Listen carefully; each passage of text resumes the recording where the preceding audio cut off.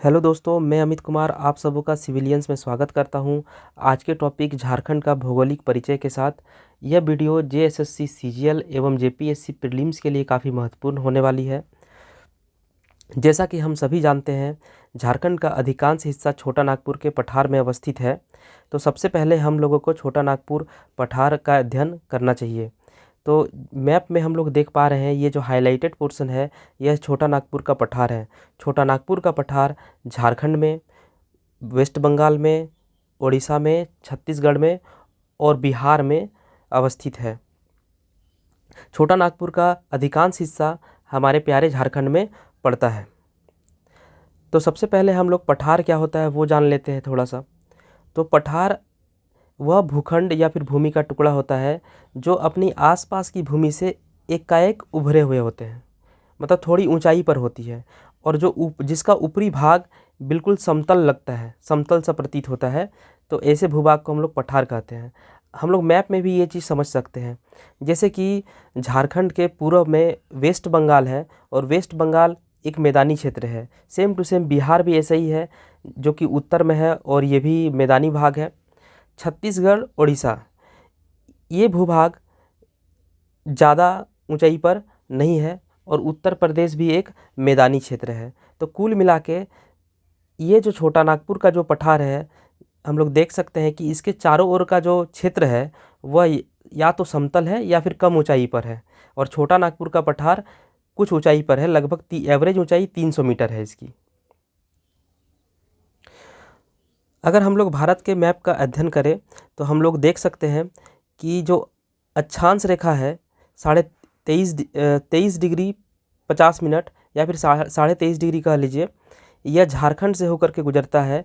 एवं जो भारत का मानक समय है वह उत्तर प्रदेश से होकर के गुजरता है। ऐसी स्थिति में हम लोग झारखंड के लोकेशन को अगर देखें तो झारखंड जो है वह अक्षांश रेखा में 23.5 डिग्री के आसपास है, 23.5 डिग्री से थोड़ा ज़्यादा और 23.5 डिग्री से कुछ कम। और अगर देशांतर रेखा में देख ले तो देशांतर रेखा के पूर्व में है, मतलब कि 82.5 डिग्री से थोड़ा सा ज़्यादा पूर्व दिशा की ओर है। अब झारखंड का अक्षांशीय विस्तार और देशांतर विस्तार देख लेते हैं। झारखंड का अक्षांशीय विस्तार 21 डिग्री 58 मिनट 10 सेकंड से 25 डिग्री 19 मिनट 15 सेकंड तक है, जो कि उत्तरी अक्षांश में है। और इसका देशांतरीय विस्तार 83 डिग्री 19 मिनट 50 सेकंड से लेकर 87 डिग्री 57 मिनट 40 सेकंड पूर्व में है। अब इसको याद कैसे रखेंगे, तो ये ऑब्जर्वेशन का चीज़ है। जैसे कि 21 डिग्री और 25 डिग्री, 21 डिग्री और 25 डिग्री में डिफरेंस जो है वो 4 डिग्री का है, और इधर 83 डिग्री और 87 डिग्री में जो डिफरेंस है वो भी 4 डिग्री का है। और इधर देखिए 19 मिनट, और इस साइड पे भी 19 मिनट, मतलब क्रॉस अगर करें तो 19 मिनट है, और 19 तिया 57, और इधर पे भी एक थोड़ा 57 से ज़्यादा 58। तो हमारा जो एग्ज़ाम होगा मेनली वो ऑप्शन दिया हुआ रहेगा एग्ज़ाम में। तो ऑप्शन में हम लोग ये ढूंढने की कोशिश करेंगे कि 4 का डिफरेंस होना चाहिए। अगर डिग्री में देखेंगे तो 4 का डिफरेंस होना चाहिए, जो कि अक्षांश में भी 4 का डिफरेंस है और देशांतर में भी 4 का डिफरेंस है। साथ ही साथ हम लोग मिनट में अगर ढूंढेंगे तो मिनट में 19 डिग्री दिखना चाहिए, 19 मिनट दिखना चाहिए, और इधर पे 57 मिनट और 58 मिनट दिखना चाहिए। अगर ऑप्शन में ये चीज़ हम लोग लोकेट कर लेते हैं तो आराम से अक्षांशीय विस्तार और देशांतर विस्तार ढूंढ लेंगे। आप लोगों को एब्सोल्यूट याद करने की आवश्यकता नहीं है, क्योंकि अगर हम लोग एब्सोल्यूट याद करेंगे तो एग्ज़ाम में भूल जाएंगे। और हमारा एग्ज़ाम जो है वो ऑप्शन वाला एग्ज़ाम होगा, जिसमें से ऑप्शन जो है वो हिंट करता है हम लोगों को। तो बस उन्हीं चीज़ों को हम लोग फोकस करेंगे कि कैसे एग्ज़ाम में क्वेश्चन को क्लिक कर सके। एक बार मैं रिपीट कर देता हूँ कि 21 डिग्री और 25 डिग्री में जो डिफरेंस है वो 4 का है, 83 डिग्री और 87 डिग्री में जो डिफरेंस है ये भी 4 का है, और 19 मिनट और 19 मिनट देख सकते हैं। उत्तरी अक्षांश में सबसे आखिरी में 19 मिनट है, वही पूर्वी देशांतर में, देशांतरीय विस्तार में अगर देखें तो 19 मिनट पहले है। और इस तरह से फिर क्रॉस करेंगे तो इधर 57 और इधर 58 हो जाएगा। बस इतना ही ढूंढना है मुझे। झारखंड से कर्क रेखा भी गुजरती है। जो लातेहार, गुमला, लोहरदगा, रांची और रामगढ़ से होकर के गुजरती है। तो इसमें भी हम लोग देख सकते हैं कि या तो ऑप्शन में ला शब्द रहेगा या तो ऑप्शन में रा शब्द रहेगा। ये दो ही शब्द रहे, ये दो ही लेटर रहने वाला है। जैसे लातेहार में ला है, लोहरदगा में फिर वही ला है, गुमला में भी ला है, रांची में रा है और रामगढ़ में रा है। ये 23.5 डिग्री का रेखा, मतलब जो कर्क रेखा झारखंड को काटती है, वो लातेहार, गुमला, लोहरदगा, रांची और रामगढ़ से होकर के गुजरती है। तो यहाँ पे बस मेनली वो ज़िला का नाम ढूंढना है जिसके अंत में या फिर शुरू में ला हो और रा हो। तो जैसे कि लातेहार में ला है, लोहरदगा में भी वही ला जैसा ही है, गुमला में भी ला है, रामगढ़ में रा है और रांची में रा है। ऑप्शन देखिएगा, आराम से क्वेश्चन सॉल्व हो जाएगा। झारखंड के पूर्व दिशा में वेस्ट बंगाल है, उत्तर दिशा में बिहार है, दक्षिण दिशा में उड़ीसा है, पश्चिम दिशा में छत्तीसगढ़ है और उत्तर पश्चिम भाग में उत्तर प्रदेश है। उत्तर पश्चिम भाग में उत्तर प्रदेश है। उत्तर प्रदेश सिर्फ गढ़वा जिला को टच करता है। ये याद रखने वाली बात है कि गढ़वा की यूपी जो है वो झारखंड के किस जिले को टच करती है, तो उसका आंसर होगा गढ़वा। हमारे झारखंड की अवस्थिति जो है ग्लोब में उत्तरी गोलार्ध में है।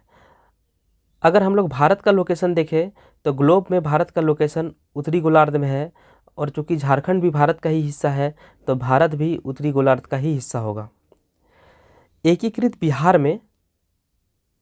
बिहार के 46% भाग को काटकर झारखंड बनाया गया 15 नवंबर 2000 में, और शेष 54% भाग अभी भी बिहार में ही है। अगर भारत के मानचित्र में देखें तो झारखंड का लोकेशन पूर्वी भाग में है। ये रहा हमारा प्यारा भारत, और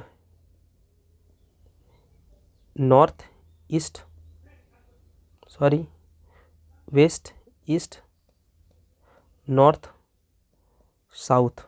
तो हम लोग देख सकते हैं कि हमारा झारखंड जो है वो भारत के पूर्व दिशा में है।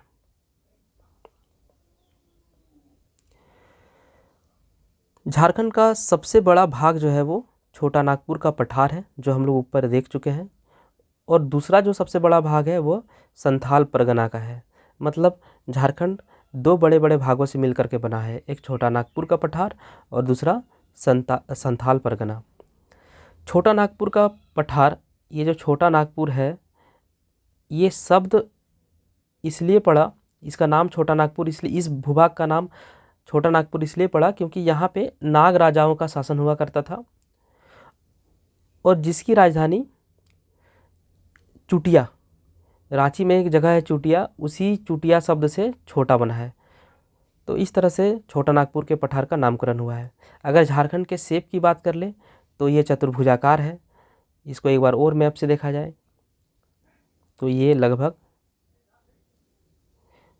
अगर इसको घेरते हैं तो लगभग चौकोर बनता है, इसलिए झारखंड का जो शेप है वो चतुर्भुजाकार है। मैप में हम लोग देख सकते हैं कि उत्तर से दक्षिण की लंबाई जो है वह पश्चिम से पूर्व की लंबाई से कम है। तो दो डेटा है जिसको याद रखना है। नॉर्थ से साउथ की दूरी, झारखंड का जो विस्तार है वह उत्तर से दक्षिण की ओर 380 किलोमीटर है, और पूर्व से पश्चिम की ओर या फिर पश्चिम से पूर्व की ओर झारखंड की लंबाई 463 किलोमीटर है। अब अगर झारखंड का क्षेत्रफल देखें तो झारखंड का क्षेत्रफल 79,714 किलोमीटर है, 79,714 वर्ग किलोमीटर है। इसको याद रखने के लिए देखिए, ऑप्शन में ढूंढना है कि 2 7 रहे, तो 2 7 है, 7 दूनी 14 और 7 + 2 9। 2 7 है तो 7 में 2 जोड़ दिए तो 9 हो गया। तो ऑप्शन में ढूंढेंगे हम लोग कि 2 7 होना चाहिए, 7 दूनी 14 होना चाहिए, 9 होना चाहिए। जो मिल जाएगा वही आंसर है।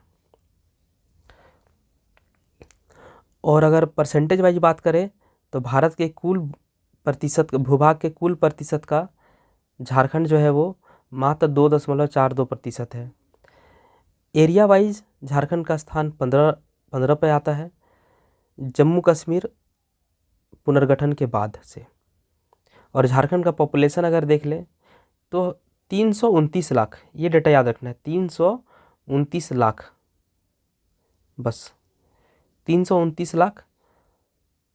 और परसेंटेज में देखें तो 2.72%। अगर क्षेत्रफल में देखें तो 2.42%, और क्षेत्रफल में देखें तो 2.72%। इसमें भी देखिए थोड़ा सिमिलरिटी दिख रहा है डेटा में, इसका भी पहले दो, इसका भी पहले दो, सबसे लास्ट में दो, इधर पे भी सबसे लास्ट में दो, और डिफरेंस है बीच में 4 और 7। तो क्षेत्रफल में कम है और पॉपुलेशन में ज़्यादा है। तो याद रखिएगा इसको, 2.42% है, और क्षेत्रफल जो है 2.42% है, और जनसंख्या जो है 2.72% है। झारखंड के चारों तरफ किसी भी प्रकार का कोई समुद्र नहीं है, अतः हम लोग कह सकते हैं कि झारखंड जो है वो एक स्थलबद्ध है। झारखंड के चारों तरफ स्थल है। कर्क रेखा जो झारखंड में लातेहार से पार होती है, तो लातेहार का जो क्षेत्र है नेतरहाट से कर्क रेखा गुजरती है, लोहरदगा के किस्को से गुजरती है, रांची के कांके और ओरमांझी से। ये कांके जो है इसका क्वेश्चन एग्जाम में आ चुका है, और हो सकता है बाकी सब क्वेश्चन आ जाए। तो रांची का याद रखिएगा, कांके और ओरमांझी से। और रामगढ़ का गोला से, रामगढ़ के गोला से, लातेहार के नेतरहाट से, लोहरदगा के किस्को से, और रांची के कांके और ओरमांझी से। अगर चट्टानों के विस्तार का बात करें तो झारखंड में पाई जाने वाली चट्टानों का विस्तार पूर्व पश्चिम दिशा में है, लेकिन सिंहभूम में जो चट्टानें स्थित है वह दक्षिण पूर्व से दक्षिण पश्चिम की तरफ है, दक्षिण पूर्व से दक्षिण पश्चिम के तरफ है। तो ये एक्सेप्शन है, इसको याद रखना है। बाकी चट्टानों का विस्तार जो है वो पूर्व पश्चिम दिशा में है।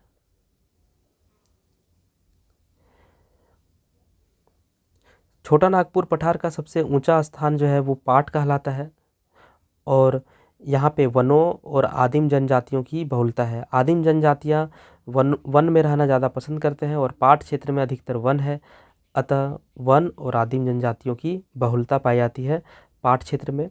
सबसे ऊंची चोटी का अगर बात करें छोटा नागपुर पठार का कह ले, या फिर झारखंड का सबसे ऊंची चोटी का बात करें तो वो पारसनाथ है, जिसको संवेद शिखर भी कहते हैं। ये गिरिडीह जिला में अवस्थित है। यहाँ की सभी नदियाँ मौसमी होती है या फिर बरसाती होती है। बरसाती और मौसमी एक ही चीज़ है, मतलब बरसात के दिन में नदियाँ भरी पाई जाती है, और गर्मी के दिन में नदियाँ जो है यहाँ की लगभग सूख जाती है। तो इसलिए इसको मौसमी नदी भी कहते हैं या फिर बरसाती नदी कहते हैं। यहाँ पे एक एक्सेप्शन है, सोन नदी। सोन नदी जो है वो मौसमी नदी नहीं है, यह मध्य प्रदेश के अमरकंटक से निकलती है, और यह 12मासी नदी है। 12मासी नदी है, मतलब 12 महीना एक जैसा पानी, इसमें लगभग एक जैसा पानी रहता है। ये गर्मी के दिन में सूखती नहीं है। अगर झारखंड के जलवायु की बात करें तो उष्णकटिबंधीय मानसूनी जलवायु है। अब ये उष्णकटिबंधीय मानसूनी जलवायु क्या होता है, तो देखते हैं कि हमारा जो झारखंड है वो भूमध्य रेखा से 23.5 डिग्री ऊपर, मतलब कि हमारा झारखंड जो है वो कर्क रेखा से गुजरती है। कर्क रेखा जो है हमारे झारखंड से होकर के गुजरती है, और 23.5 डिग्री में है। और जबकि उष्णकटिबंधीय मानसूनी जलवायु उन जगहों पर होती है जहाँ पर भूमध्य रेखा 10 डिग्री, भूमध्य रेखा के दोनों ओर 10 डिग्री से 30 डिग्री, मतलब ये अगर ग्लोब है हमारा, और अगर ये 0 डिग्री, मतलब ये अगर भूमध्य रेखा है, तो ऊपर 10 डिग्री अगर हटा दें यहाँ से, ये मान लीजिए 10 डिग्री का लाइन है, और इधर पे भी दक्षिणी गोलार्ध में भी मान लेते 10 डिग्री का लाइन है, उत्तरी गोलार्ध में भी ये 10 डिग्री का लाइन है, और दक्षिणी गोलार्ध में भी ये 10 डिग्री का लाइन है। तो 10 डिग्री से 30 डिग्री मतलब ये पोर्शन, और उत्तरी गोलार्ध में भी 10 डिग्री से 30 डिग्री ये पोर्शन, इस जगह जो जलवायु पाई जाती है, तो ये उत्तरी गोलार्ध में भी 10 डिग्री से 30 डिग्री, और दक्षिणी गोलार्ध में भी 10 डिग्री से 30 डिग्री का जो जगह है वहाँ की जलवायु उष्णकटिबंधीय मानसूनी प्रकार की होती है। इसकी विशेषता यह है कि गर्मी के दिनों में मौसम जो है गर्म और नमी वाली होती है, और सर्दी के दिन में जो मौसम है वो ठंडी और शुष्क वाली होती है। तो हम लोग झारखंड के निवासी है, हम लोग जानते हैं ये चीज़ कि यहाँ की गर्मी जो होती है गर्म भी होती है, और यहाँ की गर्मी में आर्द्रता भी होती है, और सर्दी के समय ठंड होती है और होंठ वगैरह फटने लगती है। तो वो इसलिए क्योंकि यहाँ की हवा जो है वो काफ़ी शुष्क होती है, इसलिए होंठ और हमारे त्वचा जो है वो फटने लगता है। तो कुल मिला के एक बार फिर से बात कर लेते हैं। यहाँ की जो जलवायु है वह उष्णकटिबंधीय मानसूनी प्रकार की जलवायु है, और उष्णकटिबंधीय मानसूनी जलवायु में क्या होता है, तो गर्मियाँ जो है वो गर्म और नमी वाली होती है, और सर्दियाँ जो है ठंडी और शुष्क वाली होती है। गर्म और नमी वाली का मतलब यह है कि गर्म और चिपचिपी। हाँ, गर्मी के दिन में हम लोग एहसास करते हैं ये चीज़ कि हमारी त्वचा में काफ़ी ज़्यादा चिपचिपाहट लगता है, और सर्दियों के दिन में ठंडी और शुष्क से हम लोग देख सकते हैं कि हमारी त्वचा और होंठ फटने लगती है। तो ये इसकी विशेषता है। और यह भूमध्य रेखा मतलब 0 डिग्री के उत्तरी अक्षांश में 10 डिग्री से 30 डिग्री तक, और दक्षिणी गोलार्ध में भी 10 डिग्री से 30 डिग्री तक पाया जाता है। और हमारा झारखंड जो है वो, झारखंड का अगर अक्षांशीय विस्तार का बात करें तो झारखंड का अक्षांशीय विस्तार हम लोग देख सकते हैं 21 डिग्री से 25 डिग्री उत्तरी अक्षांश में है, और ये 21 डिग्री से 25 डिग्री जो है वह उष्णकटिबंधीय मानसूनी प्रकार की जलवायु के अंतर्गत आता। झारखंड की मिट्टी अवशिष्ट प्रकार की होती है, क्योंकि यहाँ की मिट्टियों का निर्माण चट्टानों के अपक्षयन से बना है। झारखंड की मिट्टी अवशिष्ट प्रकार की है क्योंकि यहाँ की मिट्टी चट्टानों के टूटने फूटने से निर्मित हुआ है। अगर पृथ्वी के कुल भूभाग की बात करें तो पृथ्वी की कुल भूभाग में 31% वन है। अगर भारत के कुल भूभाग की बात करें तो भारत के कुल भूभाग की 21.7% भाग वन है, और झारखंड में अगर बात करें तो झारखंड के कुल भूभाग का 29.76% जो है यह वन है। यह वन स्थिति रिपोर्ट 2021 के अनुसार ये डेटा है 29.76% झारखंड का हिस्सा जो है वह वन है। अगर झारखंड का कार्बन स्टॉक का बात करें तो ये 77.92 टन प्रति हेक्टेयर है, मतलब प्रति हेक्टेयर 77.92 टन है प्रति हेक्टेयर। अब ये कार्बन स्टॉक क्या होता है कि अकार्बनिक और कार्बनिक रूप में वनों में जो कार्बन मौजूद रहता है, हम लोग जैसे जानते हैं कि पेड़ पौधे कार्बन से बने हैं, इंसान और जानवर ये भी कार्बन से बने हुए हैं, प्लस चट्टानें जो होती है कार्बोनेट की होती है, मिनरल्स जो है वो भी अगर कार्बन का अंश है। तो कुल मिला के बात ये है कि चाहे अकार्बनिक रूप में रहे चाहे कार्बनिक रूप में रहे, मतलब कार्बनिक रूप चाहे अकार्बनिक रूप में वनों में जो कार्बन मौजूद होता है उसी को कार्बन स्टॉक कहते हैं। तो झारखंड में कार्बन स्टॉक 77.9 टन प्रति हेक्टेयर है। एक हेक्टेयर में 77.92 टन कार्बन पाया जाता है, चाहे ये कार्बनिक रूप में हो चाहे यह अकार्बनिक रूप में हो। अगर भारत की प्रथम बहुउद्देशीय नदी घाटी परियोजना की बात करें तो यह दामोदर नदी घाटी परियोजना है, जो कि दामोदर नदी में बनाया गया है, और यह झारखंड में अवस्थित है। मतलब देश का प्रथम बहुउद्देशीय नदी घाटी परियोजना झारखंड में शुरू किया गया। अब हम लोग बाउंड्रीज को देखते हैं तो झारखंड के 10 डिस्ट्रिक्ट बिहार को टच करता है, 10 डिस्ट्रिक्ट वेस्ट बंगाल को टच करता है, 4 डिस्ट्रिक्ट छत्तीसगढ़ को, और 4 डिस्ट्रिक्ट उड़ीसा को टच करता है। सभी को बारी बारी से देख लेते हैं। बिहार को टच करने वाला गढ़वा, पलामू, चतरा, कोडरमा, हजारीबाग, कोडरमा, गिरिडीह, देवघर, दुमका, गोड्डा और साहिबगंज है। मतलब उत्तर दिशा में जितनी भी डिस्ट्रिक्ट्स है सभी बिहार राज्य को टच करती है। और वेस्ट बंगाल को टच करने वाले ज़िला साहिबगंज, पाकुड़, दुमका जो है वो बिहार को भी टच करता है और वेस्ट बंगाल को भी टच करता है। साहिबगंज भी उसी तरह है, बिहार को भी टच करता है और वेस्ट बंगाल को भी। जामताड़ा, धनबाद, बोकारो, रामगढ़ का थोड़ा सा हिस्सा, रांची, सरायकेला खरसावां, ईस्ट सिंहभूम, ये 10 जिला वेस्ट बंगाल को टच करता है। उड़ीसा को टच करने वाला झारखंड के दक्षिण में जो जिला है वो उड़ीसा राज्य को टच करता है। सिमडेगा, वेस्ट सिंहभूम, सरायकेला खरसावां, यहीं पे मयूरभंज डिस्ट्रिक्ट है उड़ीसा का। ईस्ट सिंहभूम, तो ये 4 हो गया। ईस्ट सिंहभूम, वेस्ट सिंहभूम मतलब पूर्वी सिंहभूम, पश्चिमी सिंहभूम, सरायकेला खरसावां मतलब पूरा कोल्हान और सिमडेगा। कोल्हान और सिमडेगा जो है उड़ीसा को टच करती है। छत्तीसगढ़ को टच करने वाले जिला तो ये सिमडेगा, गुमला, लातेहार और गढ़वा, ये 4 जिला छत्तीसगढ़ को टच करता है। और यूपी को टच करने वाला एकमात्र जिला है गढ़वा। तो हम लोग देख सकते हैं स्पष्ट रूप से गढ़वा जिला जो है उसको 3 राज्य टच करते हैं। उत्तर पश्चिम भाग में उत्तर प्रदेश, छत्तीसगढ़ जो कि पश्चिम में है, और उत्तर साइड में बिहार। साहेबगंज को बिहार और वेस्ट बंगाल टच करता है। सिमडेगा को उड़ीसा और छत्तीसगढ़। पूर्वी सिंहभूम को वेस्ट बंगाल और उड़ीसा, यहाँ पे है पूर्वी सिंहभूम। पूर्व साइड में वेस्ट बंगाल और दक्षिण साइड में उड़ीसा टच करता है।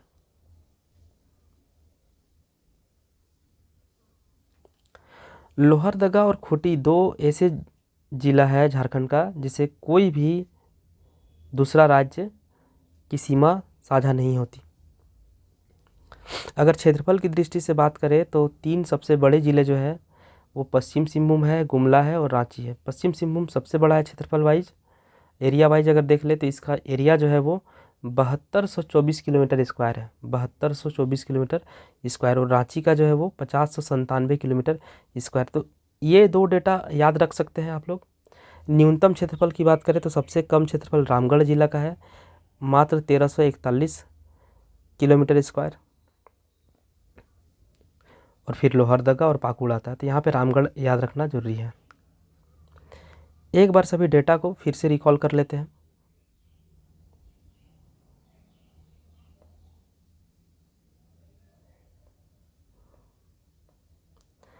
अगर अक्षांशीय विस्तार देखें तो उत्तरी अक्षांश में 21 डिग्री से 25 डिग्री मतलब 4 का डिफरेंस है। और देशांतर में बात करें तो पूर्वी देशांतर में 83 डिग्री से 87 डिग्री मतलब 4 का अंतर है। और ये 19 दिखेगा, 19 मिनट, 19 मिनट और 19 तिया 57 मिनट, 58 मिनट। ऑप्शन में ढूंढ के टिक करना है। 46% भाग झारखंड है।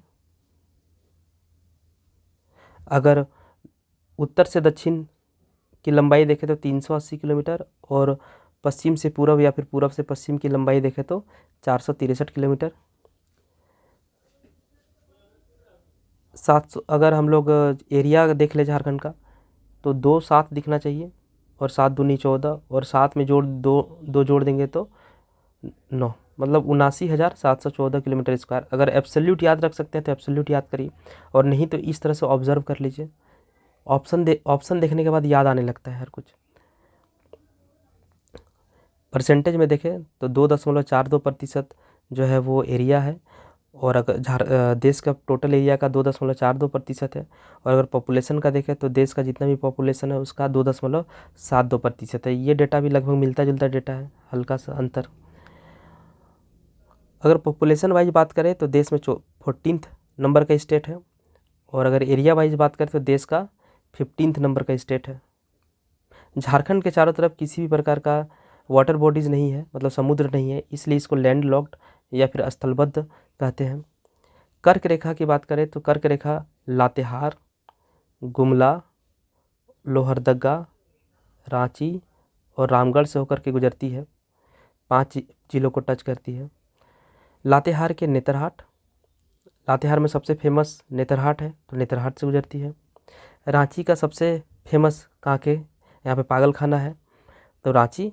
और रांची अगर धनबाद से अगर रांची की तरफ जाते हैं तो पहले ओरमांझी होकर के जाते हैं। ओरमांझी में वाटर पार्क है।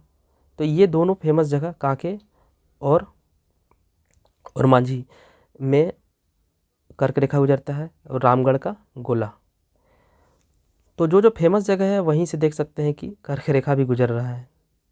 चट्टानों का विस्तार में अधिकांश चट्टानें पूर्व पश्चिम दिशा में, जबकि ईस्ट सिमूम में दक्षिण पूर्व और दक्षिण पश्चिम दिशा में।